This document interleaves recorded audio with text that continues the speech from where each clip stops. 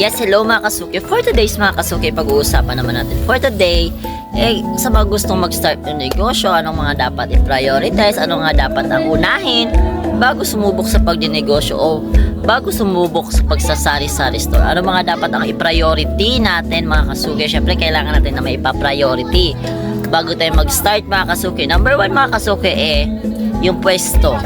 Yan. Hindi ka pwedeng basta-basta na lang magtatayo mga kasuki. Kailangan hahanapin nyo po mga kasuki yung alam nyo mataong lugar, kahit pa paano. Tsaka hahanapin mo yon yung tipong maganda yung space na lalagyan, hindi masyadong masikip, hindi rin masyadong maluwag kasi pangit din naman yung masyadong maluwag kasi pili mo lalo pag wala kang pambili pa ng stock, kaya pangit pa rin po tignan kung hindi mo mapupuno yun. Syempre, kailangan din mabilis ma-access ng tao yung pwesto mo hanggat maaari talaga mga kasuki. Mas maganda po talaga kung nasa mga bungad ka, di ba? Yung tipong accessible sa lahat, di ba? Number 2, syempre mga kasuki, pag nagsisimula tayo ng negosyo, kailangan physically, mentally is ready ka sa papasukin mong negosyo, di ba? Yung tipong lagi kang may reserba, di ba? Hindi pwedeng wala kang reserba, di ba? Kailangan consistent ka, di ba? Kailangan ihanda mo yung sarili mo na marami kang kahit paano, hindi maiiwasan meron ka talaga makakasagutan ng mga customer. Magkakaroon ka ng kaaway, hindi maiiwasan yun, di ba? Kasi sa dami ng sa dami ng tao sa Pilipinas o sa area mo, hindi naman maiiwasan na may mangkulit talaga. Di ba? Kailangan handa yung sarili mo sa ganon. At dapat, kailangan mahaba yung pasensya mo. Diba? Yan yung laging babaunin mo, mahabang pasensya, sipag, at tiyaga. Diba? Kung magsisimula ka mo ng negosyo, kailangan puhunan din. Hindi pwedeng sinasabi nilang konti lang. Hanggat maaari, kung meron ka naman talagang pampuhunan, iibigay todo mo na, mga kasisi. Diba? Halos kung gusto mo, halos kung kaya naman ng pera na punuin mo siya, pupunuin mo siya.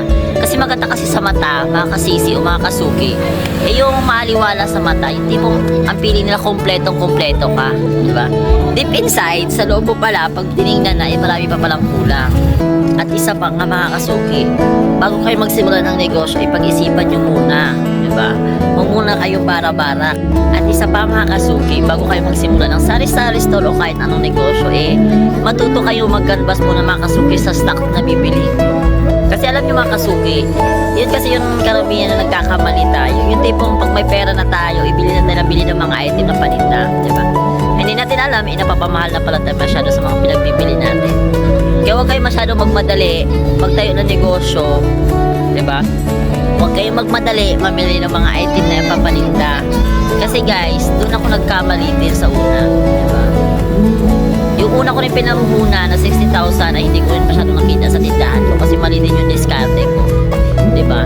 Na-realize ko na ang mahal pala na pinamimili kong item. Kaya pala nung pinagbibenta ko rin ay masyadong natataasan yung aking mga customer.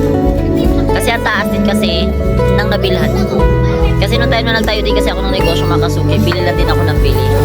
Hindi ako nagkakanvas kung saan mas makakamura. Ang sa akin kasi, ang goal ko nung dati basta may stock lang ako, okay na. Happy na ako. Pero yun pala ang pagkakamali. Dapat pala dinahandaan ko lang yung mga stock ko. Kumbaga, ginagamay ko muna yung mga tao ko at mga pangangailangan talaga. Hindi yung bili ako ng bili. Tapos yung time na yun, ang mahal pala nabili kong alak, napakahalaga pa naman ng alak sa mga tao. Kaya halos, nung na-realize ko mga siguro 3 buwan, ay realize na mahal pala talaga ng benta. Nung nakapamili na ako sa iba, diba? Kaya kayo guys, yun talaga yung uunahin yung muna ha. Bago kayo magnegosyo, baka magtayo mag-canvas muna. Hindi po marami ka ng pera na pampuhunan, basta ka nalang bili ng bili, diba? Magka-canvas muna kung saan mas makakamura. At least kahit pag makamura ka kasi, syempre may bibigay mo rin sa mga customer mo na medyo mas mababa, diba? Kasi yun din yung talaga yung pagkakamali ko na nagsimula akong magnegosyo. Wala, fail ako dun, diba? Na-realize ko lang pagdating na ng mga 2 buwan na ako nagsisimula na ay mas mura pala doon, kung doon pala ako bumili, hindi sana mas mura ko rin na ibaba. Hindi sana hindi nagreklamo yung mga customer.